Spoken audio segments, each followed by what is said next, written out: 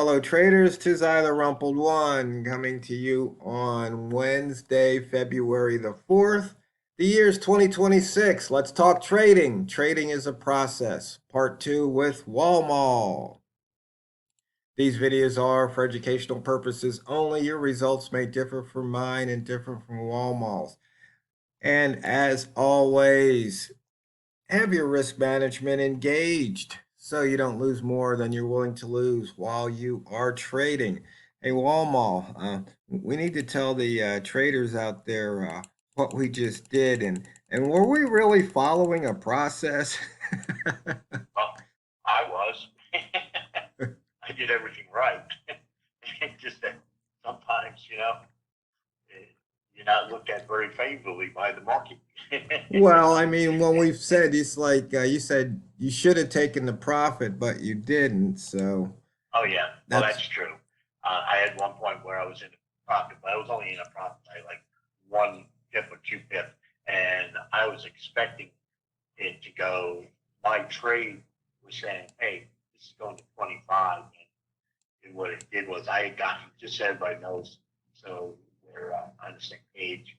Um, I had gotten in at 1.3721. Actually 20.7 to be exact. And I was expecting it to go to 25, and guess what? It did. And when I went and took the trade, it had gone up to let's see, exactly. I'm gonna look at my chart here. It got up to 1.3722 even. So I had like a pip and a half or something like that. Not a lot, but a pip and a half is a pip and a half, right? But then at that point, then the market decided to go and make it dumb. The way to put it. Sorry for the vulgarness of that, but it went all the way down to. Eventually, went all the way down to 1.3701.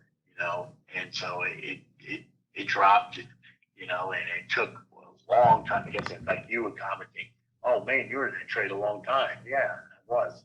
I mean, by the time it hit the bottom there, it took what? How many candles is that? 17 minutes. That's a long time for me. And I was in another 17 minutes to get out.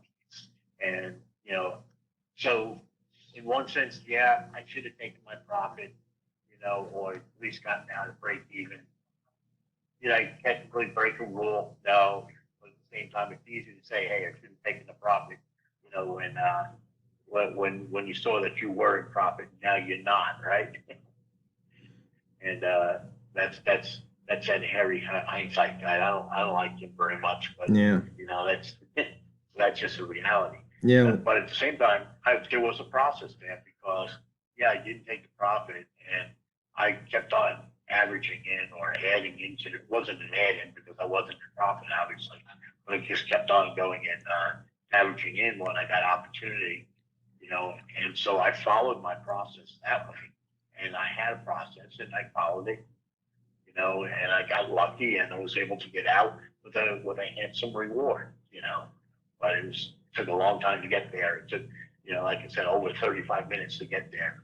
I don't like that. That makes me very uncomfortable. Yeah, and the same thing pretty much happened to me, except I got inflected. And then, but it was funny because I was telling Walmart, I said, I was looking at the one chart, but if I'd been looking at my highest low, lowest high chart, I wouldn't have taken that trade long, if anything, because in fact, I actually accidentally clicked on short, but I didn't let go of the button. I moved the mouse off of it so it wouldn't go short because I was wanting to go long, but I should have probably taken the short. I guess my body knew, my muscles knew what I should have done instead, because then I wrote it down, and I think I was in 4 or 5 trades because I kept getting in every time I got a close above indicator 2. And so Right. I had a nice little profit, but Walmart slaughtered it because I think I was in 5 or 6 trades. And how many were you in? I was in 14 trades. Yeah, I was in 6. So And just said something that kind of triggered a thought in my head, so I have a serious question for you, and that is that when you're in this thing and you're doing it and you're trading, are you really, and it reflects on you, are you really breaking a process, or are you wrong, or are you doing something wrong when it inflects on you? And I know that sounds like a weird question to ask, but it's a serious question. I think Well, see, the a thing lot of us is, have. well, okay, when it comes to trading, the only thing you can do wrong is if you break your rules, or you're not following the process. Because see, we're talking about process here.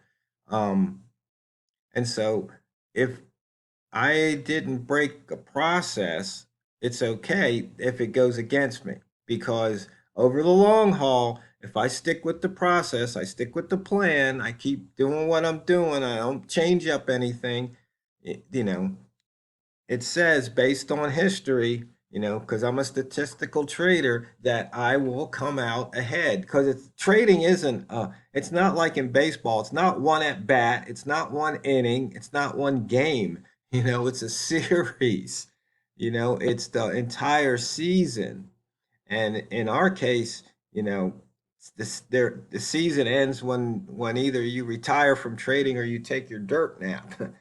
So, um, so no, it's not that's what's wrong. The rest of it's profitable. And as I mentioned, I think in the first video, one of the worst things that can happen is that you don't follow your process and you're profitable, because that only reinforces bad habits, bad behavior, and that bad behavior then becomes a bad habit, and that bad habit's going to take you out of the game sooner or later.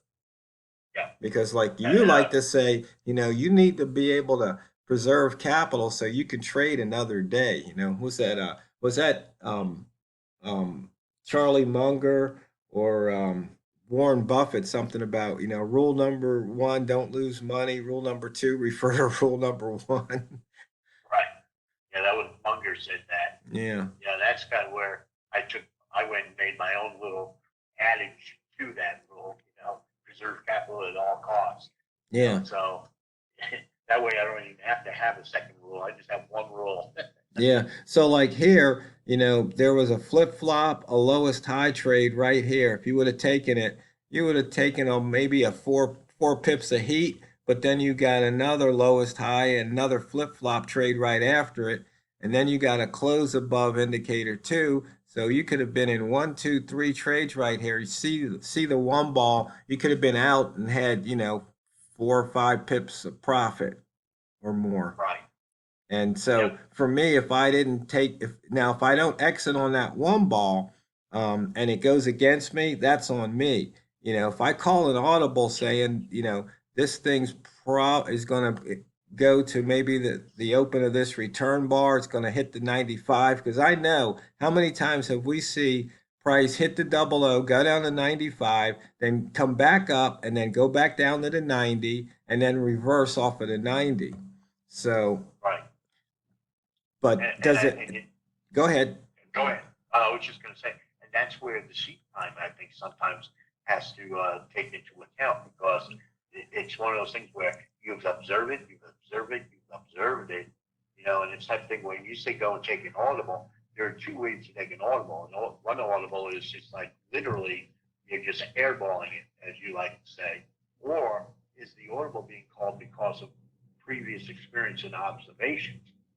And you may have a rule that says do this, this, and this, but all of a sudden you go and see something on the chart, and you say, yes, my rule says this, this, and this, but my observation over the last, 1, 2, 3, 4, 5, 10 years of trading says, hey, I've got an opportunity for profit here. I'm going to take the risk. As long as I don't go and break the number one rule. What's the number one rule? Preserve capital. Right. Yeah. And so that's where you can go. And sometimes I got a ton of pips today. And the reason why I got a ton of pips is because, I didn't break any rules hard and fast rules, but because I was taking audibles all the way down, and but at the same time, I was not breaking the number one rule of preserving capital because I was well within what I was willing to lose for the day. So I Right. was okay to do that. Anyway, you continue your thoughts, sir. Yeah. And so, I just switched over to M5 chart. And so here, you could have taken a flip-flop box on the M5, and then right now it ran up and it hit the indicator 2 on M5. And a lot of times it'll hit that and then go back the other direction. So in either case, that would have paid off about, 5 or 6. This is called, you could have gotten an easy 5 out of that one in less than 5 minutes. In fact, that would have been in less than 3 minutes. So, if you're not And greedy, you can do those things. So, the thing is, there's certain processes that, you can take where you say, okay, if this happens, I'm going long. If this happens, I'm going long. If this happens, I'm going long. The thing is, and part of the process also needs to include, is there a reason not to go long? right, Because I can almost find a reason to go short here and a reason to go long. And it's funny, I had asked you back when price, when it ran up past the 25 on that off of the news, and I asked you, I said, does it want the double O or the 50 or the double O? And you said you thought it wanted 3,800. yeah, And then, so then we were going long, and it's like, no, we want to take it down to the double O. just the wrong double O. Yeah, yeah, the 3,700 as opposed to Yeah, the 3,800 double O. and that's the thing about biases. I had a bias based on looking at longer term charts, so that's where my bias was coming from, and that's why I was thinking that. And but the thing is, do I still think it's going to get to the 3,800? I absolutely do think it's still going to get to the 3,800. The problem is, if you remember what I said, I had a qualifier on that when I said it was going to get to the 3,800, and that is, I don't know if it happens today or tomorrow, Yeah. or the next. Yeah, and And what's kind of funny is we got lucky in the sense that, price had dipped its toes into the previous day's upper wick zone and then it shot out. And because we know price doesn't like staying in the wick zone. And so then today, you can see here, over the last 60 days, it's closed outside of wick zone 78% of the time. And right here at the now, 97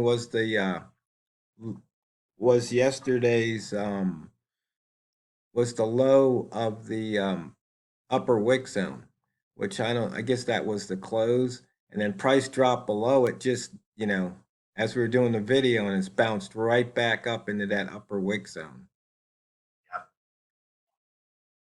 it's funny now. Is that did we get lucky, or was it because of just the reality of what we know it likes to do? And what I mean by that is that, hey, you know, when it got up to that 20, the reason, if you remember what I said to you when it got there, I said, I'm getting out here, and I was actually just short of it. My TP, if you remember, I set it at 19.6, I believe. And, but I got out and I hit the exit button at, we can look at it right now,